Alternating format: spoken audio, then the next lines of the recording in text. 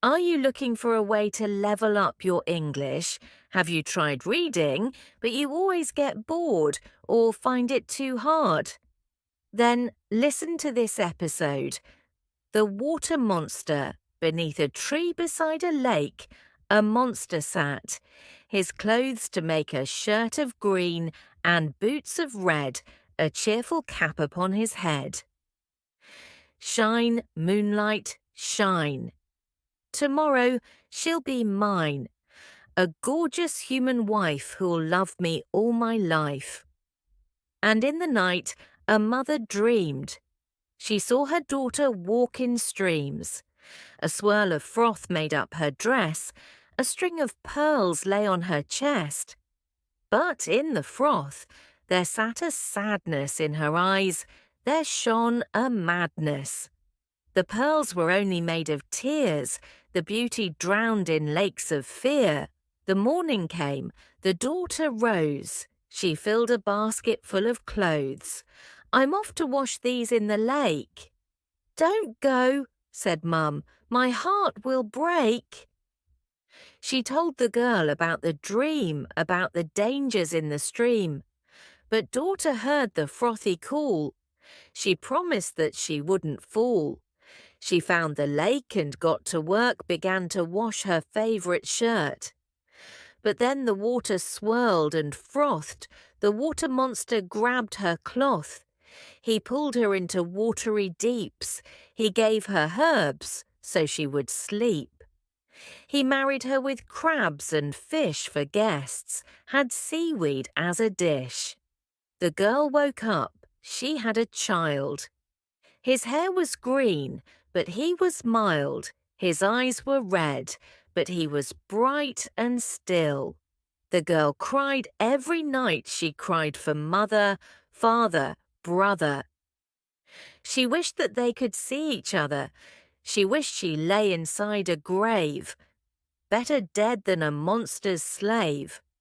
She held her child and made a wish that one day he might leave the fish and crabs and seaweed darkened depths. The boy was all the bride had left. The water monster made her cook and clean and dance until she shook. He captured human souls in cups. He added brine and drank them up. She asked if she could leave. She prayed to see her mother just one day. She begged 100 times, and still the monster would not bend his will. She said, "Destroy me, make me stone, drink my soul and eat my bones, turn me into crabs and fish, make me heartless, that's my wish." The monster could not bear to see his pretty wife disturbed by grief. He said, "All right, you have one day, but these 3 rules you must obey. You must not hug another, not even your dear mother. Your son will stay behind to keep me on your mind. And when your time is past, you must come running fast before the midnight bell has rung its last." Understood? The girl said yes and kissed her boy. She walked upon the land with joy. She saw her mother and they hugged. For without touching, what is love? All day they sat and cried and sang until those awful church bells rang.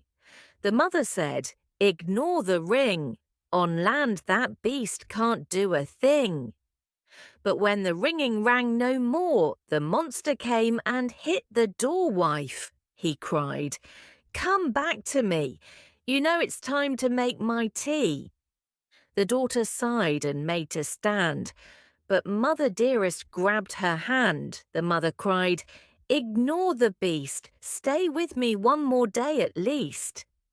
And still the ringing rang no more, and still the monster hit the do, wife. He cried, "The day is dead. Now boil my brine and make my bread." The daughter sobbed and made to leave, but Mother Dearest grabbed her sleeve. The mother cried, "Ignore the beast. Stay with me one more hour at least." And still the ringing rang no more, and still the monster hit the door. What happened to my wife so mild? If you don't come, I'll kill our child.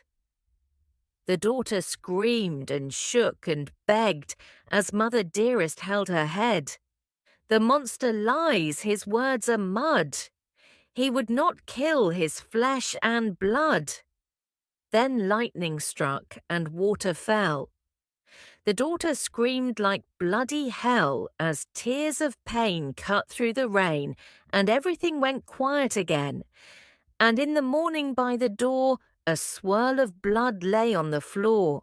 For a body he had salt, for hair he had seaweed, for eyes he had rubies, for a heart he had nothing. The lady's tears, a string of pearls, the mother's sadness, froths and swirls. The end. Thanks for watching.